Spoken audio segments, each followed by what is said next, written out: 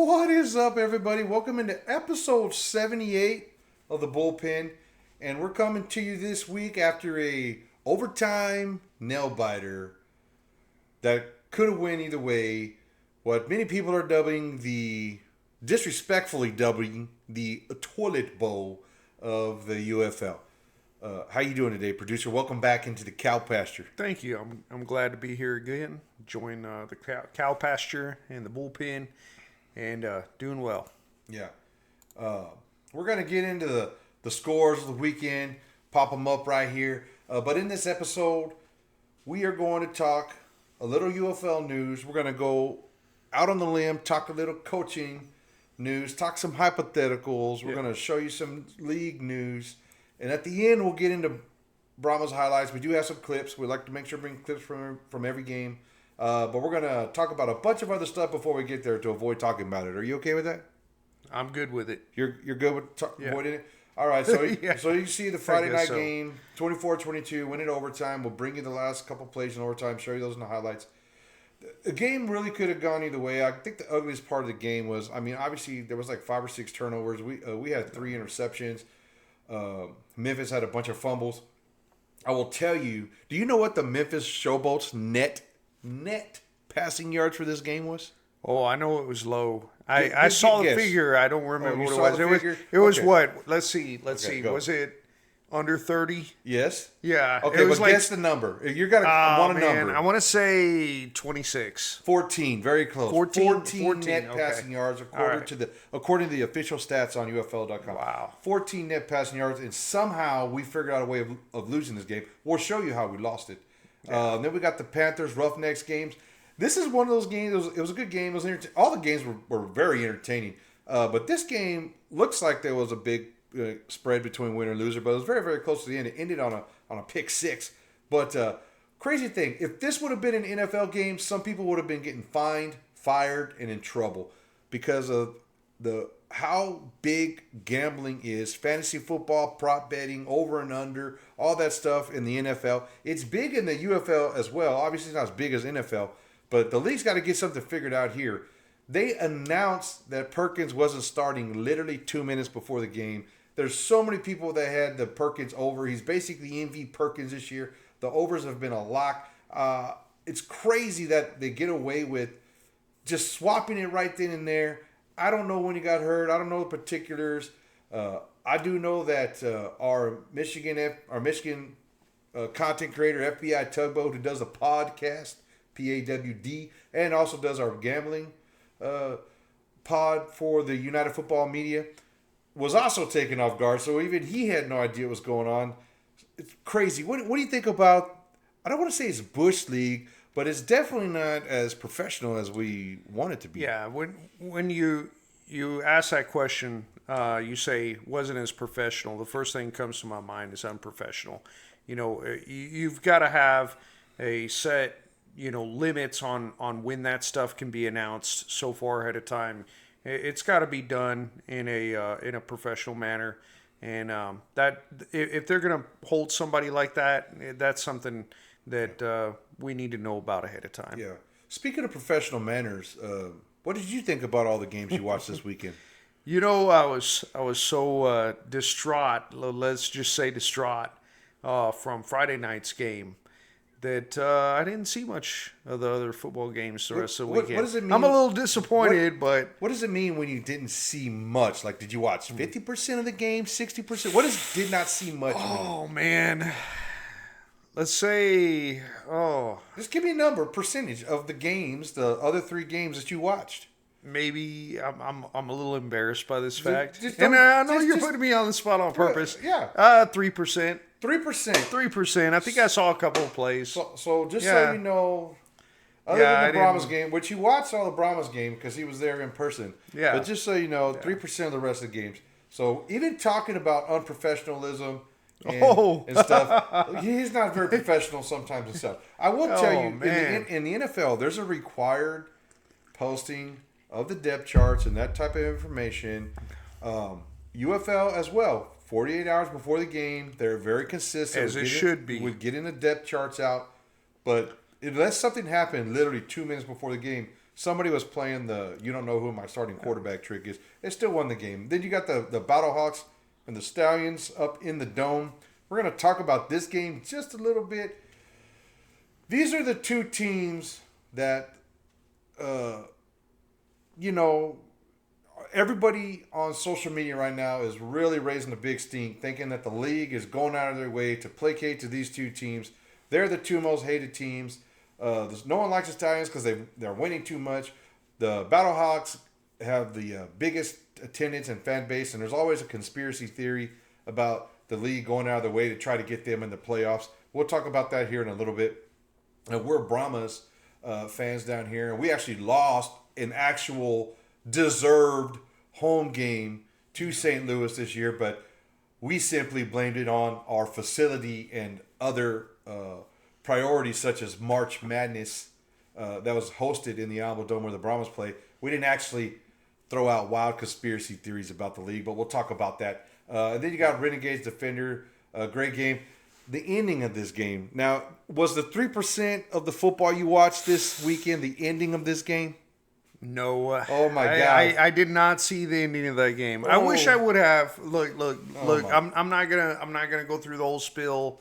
But we had some emergencies. We had some emergencies. There was some things to take care of. So unfortunately, I didn't get to enjoy that game. I really wish I would have. The highlights are clipped up on YouTube and take 10 to 15 minutes to watch based upon number of highlights. So you easily could have watched it. I work for a living, sir. Yeah? I work for a living. No one else in this screen of podcasts works for a living? No, you work, but, you work for a living, but I actually work for a living. Okay, but unless you're watching the game or highlights at work, which I do not, if that's what you're implying. Sure, buddy. That's absolutely ridiculous for you to even insinuate that. And I'm not joking. Look at my face. That's so stupid. Anyways, this game came down to an actual call. Bob Stoops called the play for Luis Perez to spike the ball. A few seconds left in the game. They were within field goal range to tie this game up and send it in overtime. For some reason, Perez decided to check to a fake spike and threw it out onto the edge to try to get 2 or 3 yards. Even if they would have completed, it would have only been 2 or 3 yards. And it got picked off. And they wound up losing the game. In field goal range, all they do is kick it. Their kicker had made like a 53-yarder earlier in the game, which producer doesn't even know about either. But crazy, crazy game. And it sounds like it was all very entertaining. I wish I would have seen it. Yeah. I actually watched it on Sunday. Did you? At my house. Oh, really? Like a professional. Oh, okay. Stupid. Anyway, that brings us to our standings. You can see a bunch of 6-2 up at the top, gridlocked. Then you got the Stallions. Crazy thing is, this graphic absolutely doesn't matter. Do you know why it doesn't matter, producer? Why doesn't it matter? Because let's see why it doesn't matter. The playoffs are set with 2 weeks to go. We still got 2 games. Everybody still got 2 games. Yeah. Weeks 9 and 10. The playoffs are set, and home field for the games are also set. Not because of some crazy conspiracy, but because the league does not own their stadiums, and the Michigan Panthers Stadium that Detroit Lions play in, Ford Field, was booked, and the DC Defender Stadium, Audi Field, was booked. So the openings they had were St. Louis and Birmingham. Now there was thoughts like, hey man, I think even Jordan Ta'amu had a press conference was saying let's play the game in Arlington. I don't know why you would do that. I guess I could see the point of playing it in Arlington because it's like the hub city and everybody's there already. What are your thoughts about the venue selection for the conference championship games? All right. Cue the X-Files music. Mm-hmm. No, I'm kidding. I think there's a reasonable explanation for it. These facilities, particularly in big cities, they rent out the facilities or they have other obligations. I don't know the exact obligations for these stadiums in these instances, but I can see why it's reasonable that they already had something or wasn't able to. They weren't able to have those games. Yeah. So I don't think it's out of the realm of possibility, or it's something that's hard to understand. I think it's unfortunate for the teams that deserve it to have it in their home market, but I can understand it. Yeah.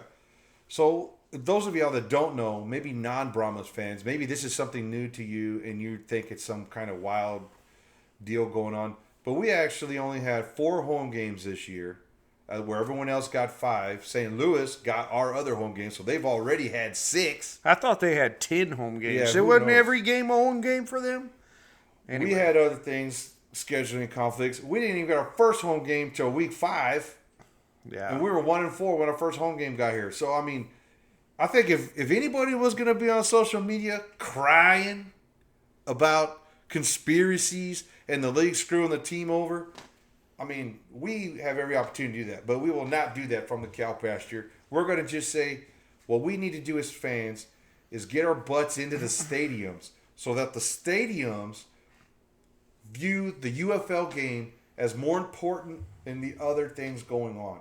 Yeah. We don't own the stadiums, but if the stadiums are making enough money off of the fans, they will make sure that there is no conflict in the future. And as the league grows, I think a lot of these things will work itself out. But understand, this is not the league.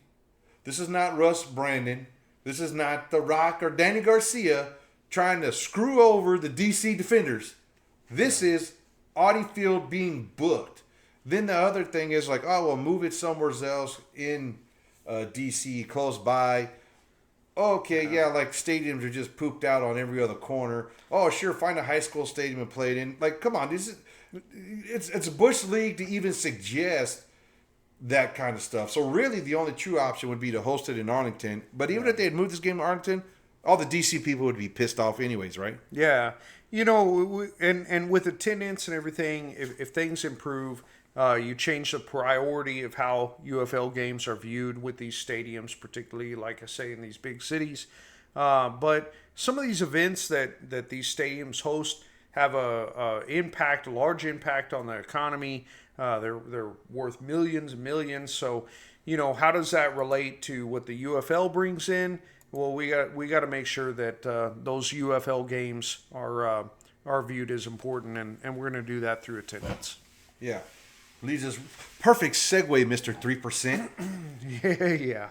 But here's a segue into attendance. This is attendance from past weekend, 9,244. We talked about this last week on the podcast. We had 14,000 our first game. It was our only Sunday game so far. That's the other thing. We've had 2 Friday games. We had a Sunday game and 2 Friday games. So it's like 14,000 for the Sunday game plus 9,000 plus for the 2 Friday games. Pretty consistent. Our record's not doing us any favor. I'll tell you a little deal, dude. I'm going to tell you personally, I can promise you that the coaches and the players are not happy with the way this season has went. And I'll just tell you that personally, I've been communicated that a few times in the past couple of weeks, which is kind of pretty crazy that they were willing to, reach out and do that kind of stuff. But, I don't think 9,244 is bad. It's not good. That number on a Friday game, I'd be happy if it was 15, and a Sunday game, I'd be happy if it was 20. Yeah. I'm happy in a relative sense when you think about the attendance that the Brahmas have had. When you reflect on the season that we've had, the shortened season as far as home games. Don't games. be making excuses like Birmingham fans. No. I'm saying the reduced number of home games, the bad season that we've had, and yet we still have really done well in compared to some of the other cities as far as attendance goes. If I understand right, we're going to get into more of that a little later, but we've had a rough season. We've had a lot going on. And we still got San Antonio. We're not that bad in relation to the other teams. Houston, they've been in the 4,000 all year. Yeah. They got to do better over there. I don't know what they're going to have to do in Houston. Relocate. I don't know if it's because it's an outdoor stadium and it's hot. I mean, dude, I go to outdoor stadiums in games all the time when it's super hot. So, I mean, We went to a game in Houston. That was a nice stadium. Yeah. I don't see why people aren't there. There's more people in Houston. The population of that city, they should be up with St. Louis, even if it is outdoors. Even if they got two other things going on in that city. I don't give Houston any excuses. Any excuses. I will tell you That place is massive. I will give you I will tell you this. Houston. I don't know what the Houston attendance was back in the USFL only games and Gamblers only game. Wow. I'm pretty sure that they didn't even ever play in Houston because of that USFL hub where they were all playing in Birmingham. The reason why I pick on Birmingham is they were a hub city where literally all 8 teams played, lived, and stayed in that city for 2 years or 3 years, whatever it is, and then they get home games with our hub model. They've never not had home games in Birmingham. They're the only team from the USFL side that can say they've had a home game in their home market every year since they existed. And they've won 3 championships. I agree. We that's a different level, man. We can't even that's uncomparable. But Houston, it's like watching 3% of the games, right? Anyways, DC's doing pretty good in attendance. Anything else on attendance before we move on? Hey, St. Louis, we appreciate y'all. I'll say that. I wouldn't go that far, but I'm sure that the St. Louis team appreciates the St. Louis fans. Yeah, they're really helping boost the numbers, that average that's listed there. So I can at least say I respect the St. Louis fans for that. Yeah. So getting on to attendance and avoiding talking about the game for as long as possible. Don't go anywhere. I got a cool lead for this. So if you're still here, stick with me for the next 2 or 3 graphics. You're gonna love it. Something different that we're doing. Well, I don't know. I think it's a good segment. But we're getting into this next segment. So they're already taking renewals for the 2026 season ticket membership. That is a great sign. And it's a whole year in advance. So there's no excuse for fans to not know that the season's coming next year. Y'all saw the episode last week where I had a casual football fan in here talking about why he's not going to the games. I've already sent him this. So he knows that the tickets are on sale. We know we're coming back in 2026. There's no reason not to be in the Dome next year. And we'll be 1 year further along in our franchise development, and maybe we'll get back to the 2024 style of Brahmas and forget about the 2025 style Brahmas. Yeah, I hope so. I'm glad to see this announcement and looking forward to next season. I think it's great, and all I'm going to say is about that individual that was here, his butt better be in the Dome next year. That's a big dude. What are you going to do about it if he's not? Nothing. Hey, the other thing I'll tell you is the Brahmas, percentage-wise, okay, if you're watching this, it was confirmed to me Friday through sources with the team that percentage-wise, the San Antonio Brahmas are leading the league in season ticket renewals. We're at about 12 to 13%. So if you take our total season ticket holders, 12 to 13% have already renewed for next year. The next closest team, 3%. 3%, and it was St. Louis. They're at 3%. Now, they're 3% with 30,000 fans. I don't know how many season ticket holders there are. Their 3% might actually be more physical tickets renewed. I don't know the exact math. All I was given from team sources was percentage. But percentage-wise, we're leading. And we're going to take small moral victories as we can get them, dang it. Yeah. Hey, and in regards to that, it's early on. So, of course, that percentage will grow as the season goes on or as the year goes on, gets closer. But you know what? That's what I'm talking about. That I take pride in, that the Brahmas fans, even with the season that we had, we haven't even won a home game yet. We haven't been able to... That's wild, right? Yeah, we haven't been able to relax in the Dome, enjoy a good game, and see a victory, right?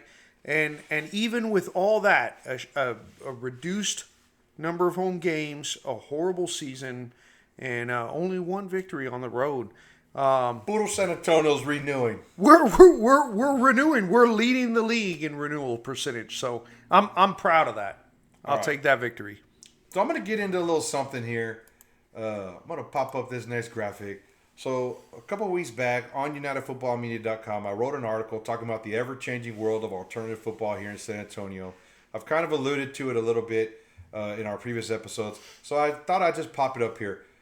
First of all, on the left-hand side, you see all the graphics. So every team that's listed in this little narrative, you see the team graphics. Pretty interesting to kind of go through and see how it's been changing over the years. Real quick, producer. The graphics are in chronological order, being top left, oldest, bottom right, newest, kind of working its way down. So it goes Wings, Charles, Riders, Gunslingers, Riders, so on. Which one of those helmets is the one that you can remember first? Which one is the oldest helmet or oldest logo that you actually remember seeing?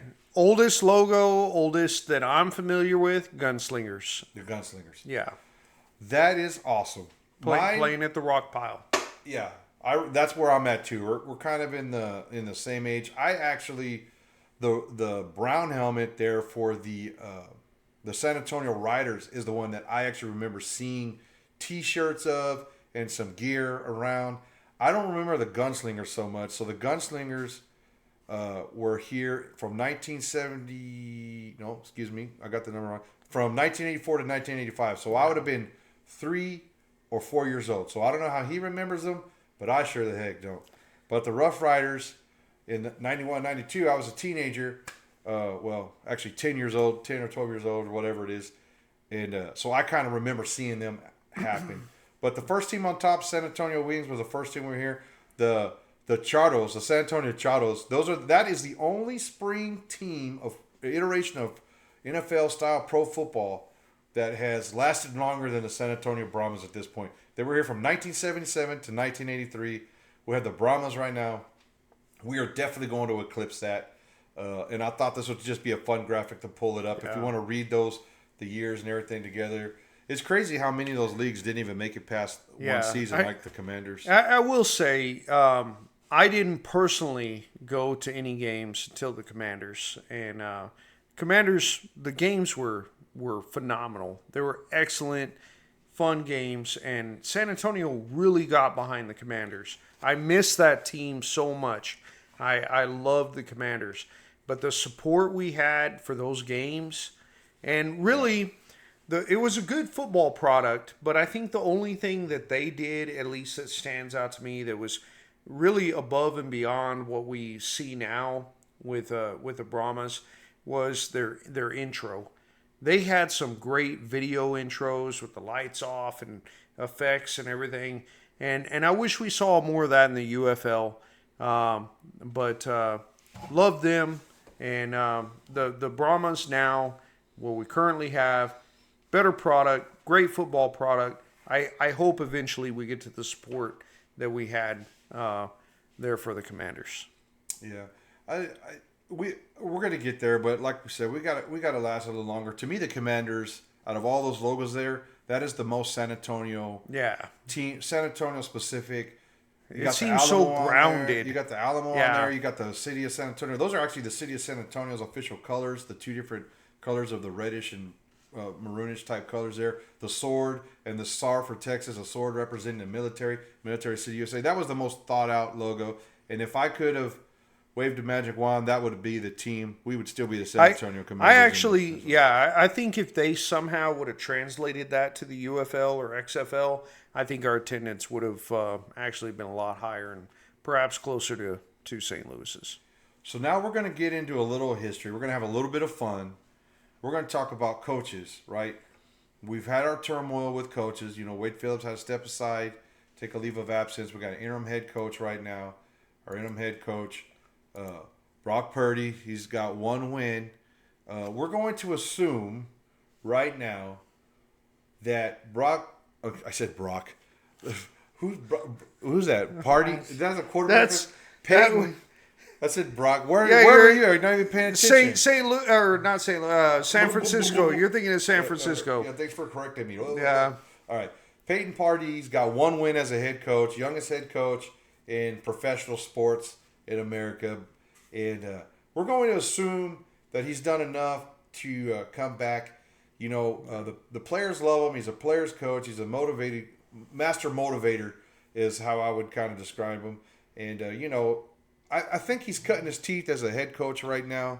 and maybe we're going through a little bit. I actually haven't seen a whole lot of clock management, game management type mistakes, but maybe some of that pre-game planning, getting that first 10 or 15 plays charted, getting the defense on the heel, and also having some sort of identity on offense. We can't figure out if we want to run the ball, throw the ball, or what we want to do. And so there's things that he's got to work. I think it's more like style. He's got to work out what his style is because he's been a head coach a long time. Well, any coach has got to find themselves, find what their style is, as you mentioned, find what they are as a coach, right?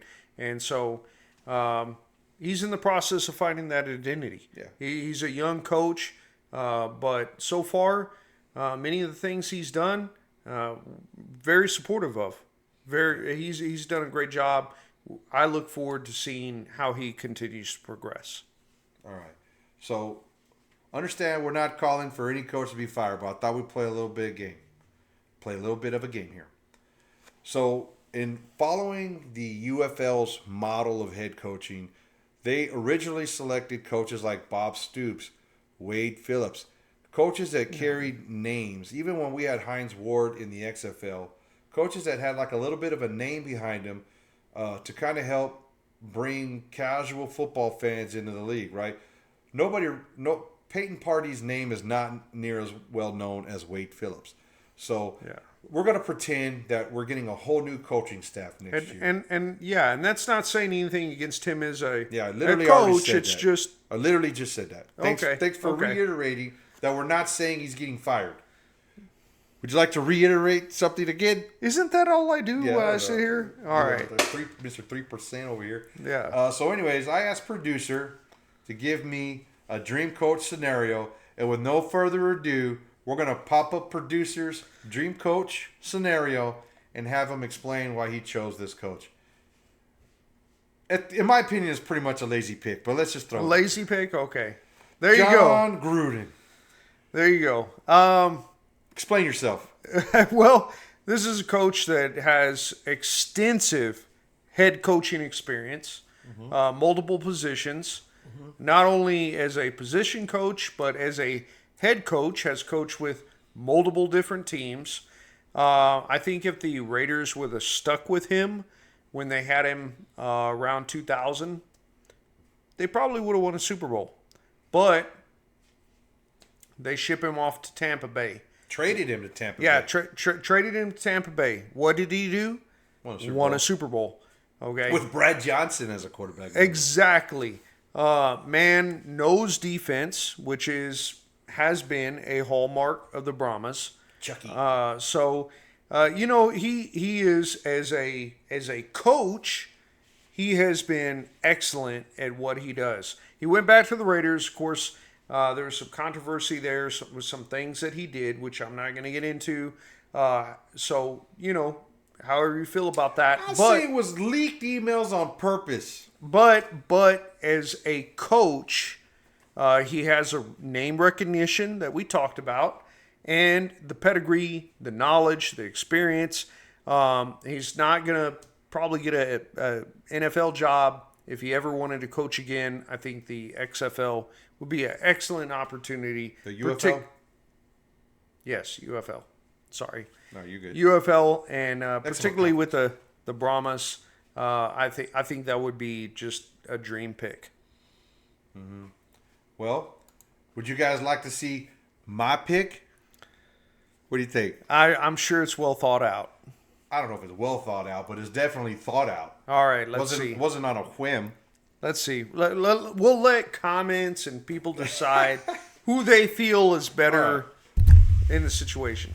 Okay, well, getting back to our previous team to San Antonio, my selection is none other than Rick Neuheisel. First of all, he was a starting quarterback for the San Antonio Gunslingers.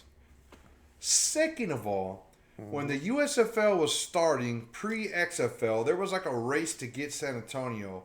After the AAF, actually, the San Antonio Commanders got here literally like a year before the USFL launched and kind of messed us up from getting a USFL team.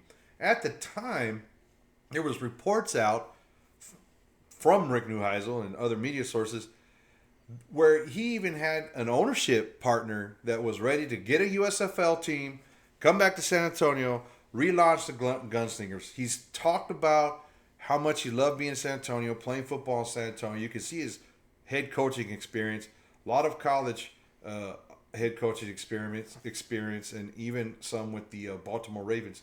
But he wanted to even be owner coach of the team. He's available. He's now a CBS sports analyst, does that show with old Brian Johnson over there, comes on during college football season, and has made it public knowledge that he does want to coach again, and playing football or coaching football in the spring and then being a college football analyst for CBS in the fall. What better schedule could you have? And as you can see, he was a head coach in the AAF with the Arizona Hotshots. So he's already had his spring football time, and he coached the Hotshots in a game against the Commanders down here in the Alamo Dome. So he's got the experience, he's got the desire, he's got the want to, All right. and he's got the name recognition to instantly provide credibility to the team.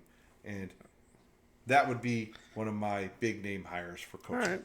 Look, we've never really talked about comments on videos, but in this instance, I'd like to challenge anybody who watches this. I want to know your opinion. Do you think would you rather have him over John Gruden?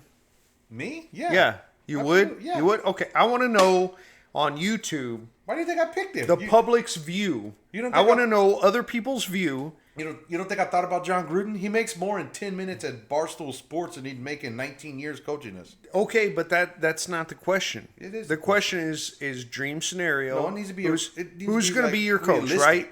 Who's going to be your coach? I want to know the public's view. All right. Do you want? All right. All Well, right. you've said that 95 times. He wants right. to know the public. Leave it in a comment. Hey, and if you got someone better, leave Pick that in Gruden. a comment. Yeah, I agree with that. All right. Just don't pick Josh as coach. You can pick whatever coach you want.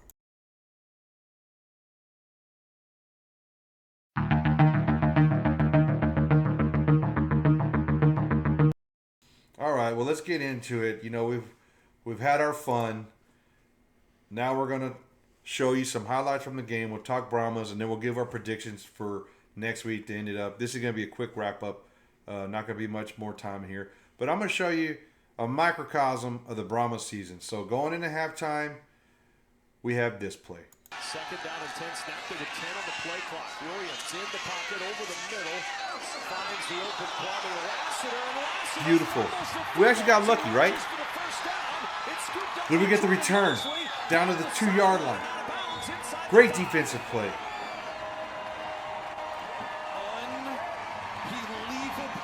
You can see at this point it's 17-6, right?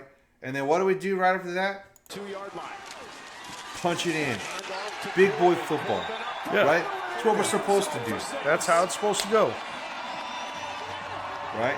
I mean, nothing wrong with that.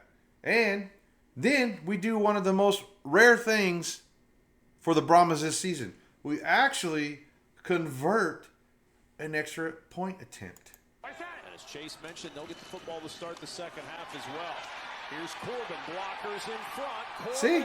That's what that looks That's like. what that looks like. What? I didn't know that could happen. Yeah.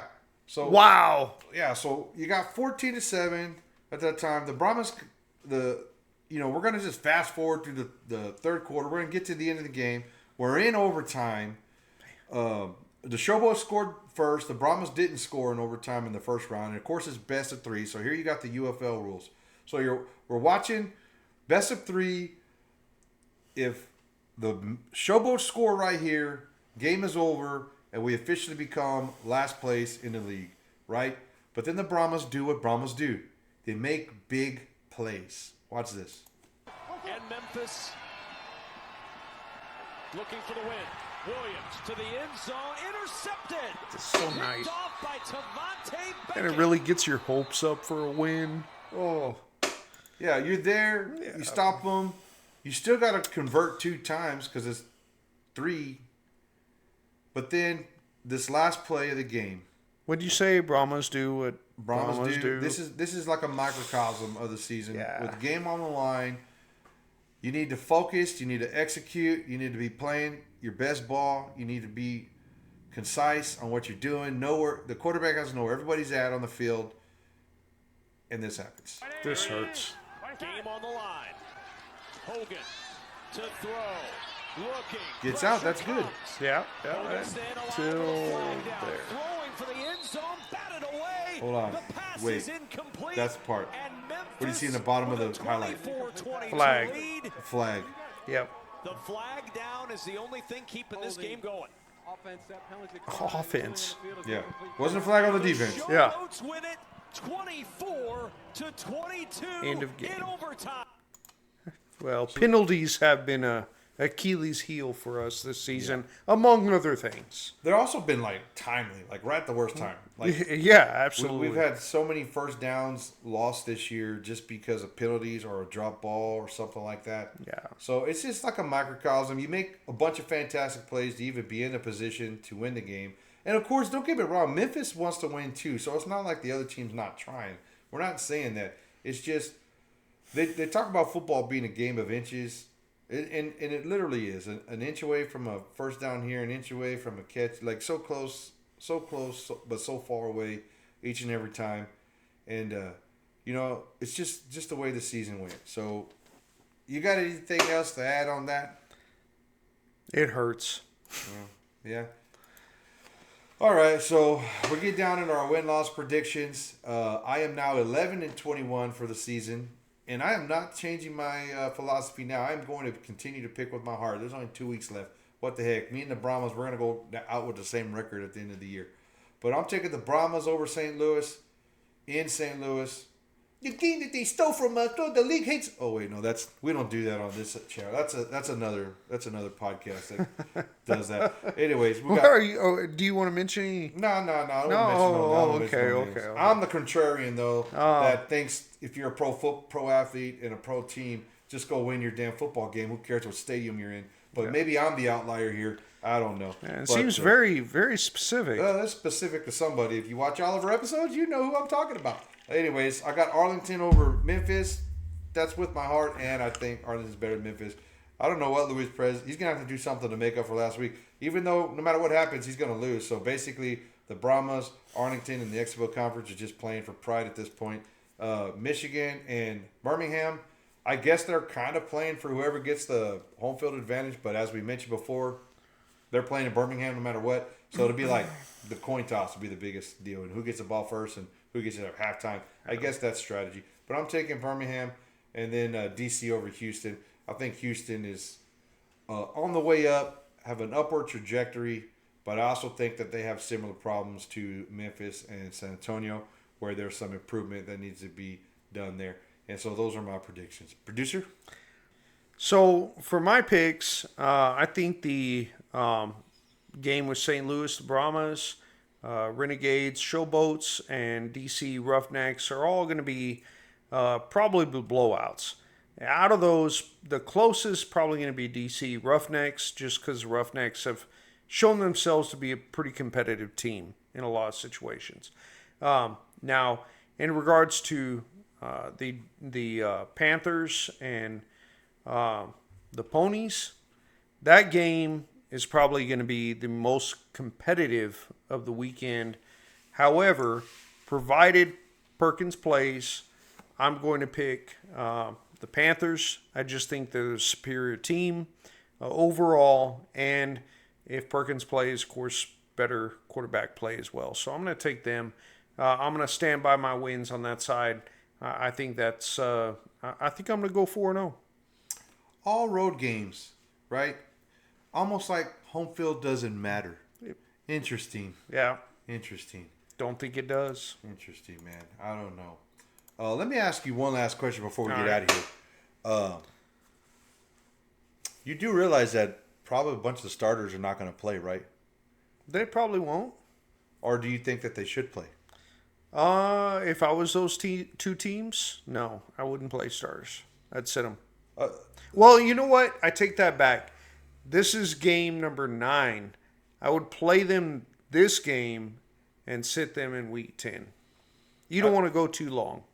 I'd play them for the first half of both games and then put especially quarterbacks, play them for the first half, see how the late game's going. If you're leading or if you're losing by like a lot, just throw in the towel, put your backup in there. I mean, what difference does it make? The goal is don't get anybody injured, right? Yeah. Yeah. Play the players that haven't been playing yet. Get some film on those guys and get ready for the playoffs, right? You got to pick somebody. I'm just picking the superior team, in my opinion. All right, folks. Well, we're going to get out of here. Thanks for joining us. Don't forget, let us know in the comment, theoretically speaking, if Party does not come back, who you want to be our head coach next year. Maybe it's Wade Phillips is your answer. I don't know. Maybe he comes back. We'll see what happens. But let us know in the comments. I wish the best for Coach Phillips, and of course we enjoy Party as our coach now. We can't wait for the future of the Brahmas. But let's have fun with the topic. Let's see your thoughts. Let's end it like we always do with a nice horns forward. Let's go Brahmas.